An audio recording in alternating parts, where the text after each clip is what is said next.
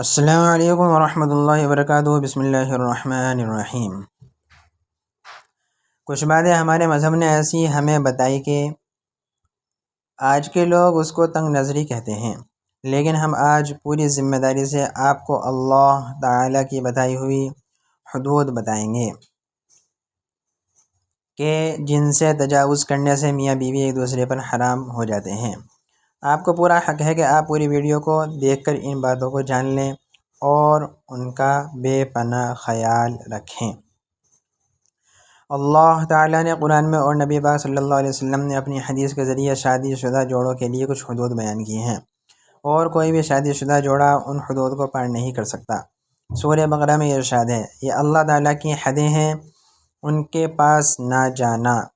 آج کے ٹاپک میں ہم جن حدود اور غلطیوں کے بارے میں بتانے جا رہے ہیں، وہ غلطیاں ایسی ہیں کہ میاں بیوی ان غلطیوں میں چاہے دانستہ طور پر ملوث ہوں یا غیر دانستہ طور پر، میاں بیوی کا نکاح ٹوٹ جاتا ہے اور بیوی میاں کے لیے ہمیشہ کے لیے حرام ہو جاتی ہے۔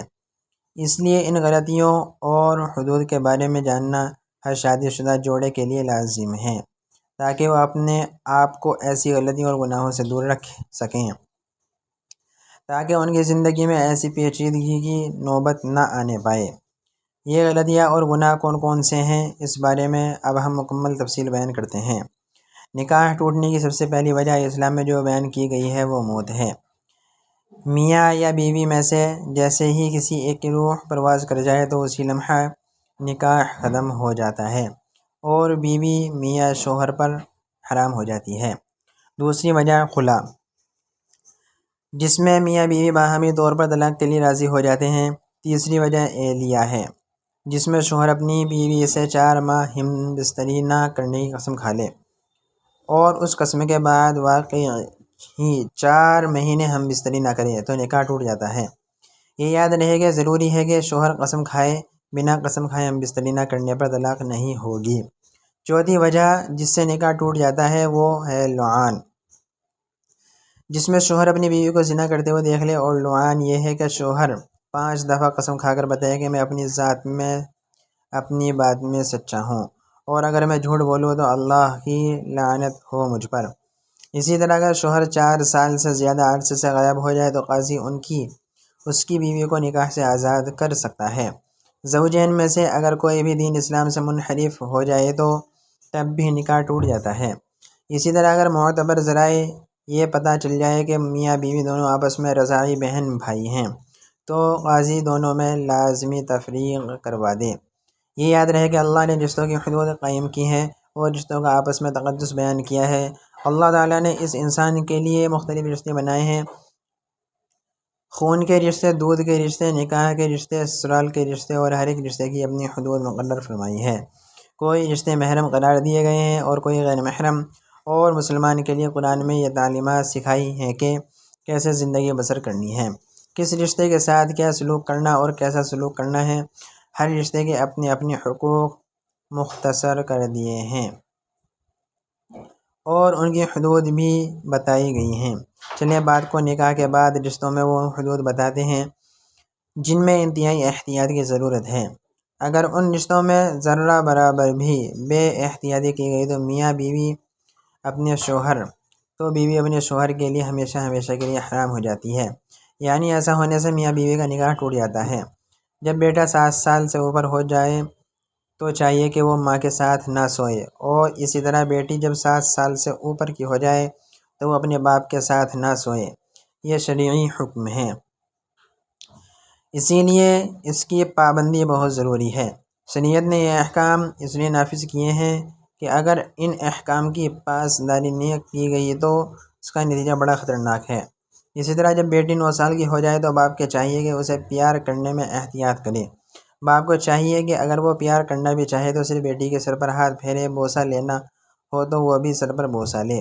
اسی طرح باپ کو چاہیے کہ اپنے جسم کو بیٹی کے جسم سے دور رکھے، کیونکہ اگر یہ احتیاط نہ برتی گئی اور کہیں باپ نے بیٹی کو ایسے پیار کر لیا کہ باپ کی شہوت یا بیٹی کی شہوت ابھر گئی تو اس صورت میں اس شخص کے لیے اپنی بیوی یعنی اس کی بیٹی کی ماں ہمیشہ کے لیے حرام ہو جائے گی، اور اس کا نکاح ٹوٹ جائے گا، اور یہ حکم ماں اور بیٹے کا بھی ہے۔ اس لیے ہماری اپنی بہنوں سے گزارش ہے کہ وہ بھی اپنے بیٹوں سے پیار کرنے میں احتیاط برتیں، احکام شریعت کے مطابق ان کو اپنے بستر سے اور اسی طرح بہنوں کو بستر سے دور کریں۔ آج کل دین سے دوری اور اسلامی تعلیمات کو نہ سیکھنے کی وجہ سے پہلے لاڈ پیار میں بچوں کو بگاڑا جاتا ہے، ان کو ان کی حدود نہیں بتائی جاتی اور پھر بعد میں رویا جاتا ہے، جو بے سود ہو جاتا ہے۔ اسی لیے ضروری ہے کہ بیٹے کو 7 سال سے اوپر ہونے پر باپ کے پاس سلایا جائے، لیکن ماں کے پاس نہ سلائے، اور بیٹی ماں کے پاس تو سو سکتی ہے لیکن باپ کے پاس نہ سوئے۔ اسی طرح ایک اہم رشتہ ساس اور داماد کا ہے۔ اگر نکاح کے بعد شوہر اپنی ساس کو ماں سمجھنے کے بجائے بدنیتی سے کام لے، جس سے وہ ایک دوسرے کے قریب آ جائیں اور ان میں شہوت آ جائے، تو بیوی اس پر ہمیشہ ہمیشہ کے لیے حرام ہو جاتی ہے۔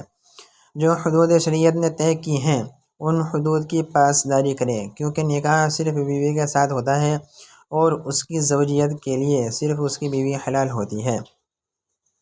لہذا باقی سب رشتوں کے ساتھ برتاؤ میں ایک مرد کو بڑے احتیاط کی ضرورت ہے۔ اب سسر کے لیے حکم یہ ہے کہ بہو کو اپنی بیٹی جیسا سمجھے، اس کو بیٹی کا درجہ دے۔ اب جس کو دین کی سمجھ ہوگی، وہ شریعت کی سمجھ ہوگی، تو وہ ان رشتوں میں جو فاصلے طے ہیں ان کی پاسداری کرے گا، لیکن جو شرعی حصول سے ناواقف ہوگا وہ ان کی پاسداری نہیں کر پائے گا۔ اسی طرح اگر سسر اور بہو میں شہوت کا رشتہ قائم ہو جائے تو تب بھی نکاح ٹوٹ جاتا ہے۔ آج کل کے رشتوں میں تو پہلے بے تکلفیاں اختیار کی جاتی ہیں، اور جن بے تکلفی کی برا نہیں جانا جاتا، جو بعد میں اس حد تک چلے جاتے ہیں لوگ اپنا نکاح ہی توڑوا بیٹھتے ہیں۔ خدا را شریعت کو سیکھیے اور اس پر عمل پیرا ہو جائیں، تاکہ ہمارے رشتے پاک رہ سکیں اور ہمارے گھروں میں مذکورہ بالا صورت حال بھی پیدا نہ ہو۔ سب سے بہتر راستہ یہ ہے کہ کبھی بھی دو مخالف ہم جنسوں کو اکیلے بیٹھنے کا موقع نہ دیا جائے، کیونکہ ان میں تیسرا شیطان ہوتا ہے جو کہ کسی بھی پاک رشتے کو ختم کر سکتا ہے۔ اے اللہ پاک ہمیں شیطان کے وسوسے سے دور رکھنا اور ہمیں ہمارے رشتوں میں پاک دامنی عطا فرمائے۔ دوستو، اگر آپ کو ہماری ویڈیو اچھی لگی تو آگے شیئر کریں اور ہمارا چینل سبسکرائب کریں اور بیل آئیکن کو کلک کر لیں، تاکہ ہماری ہر آنے والی ویڈیو آپ کو جلد از جلد ملے۔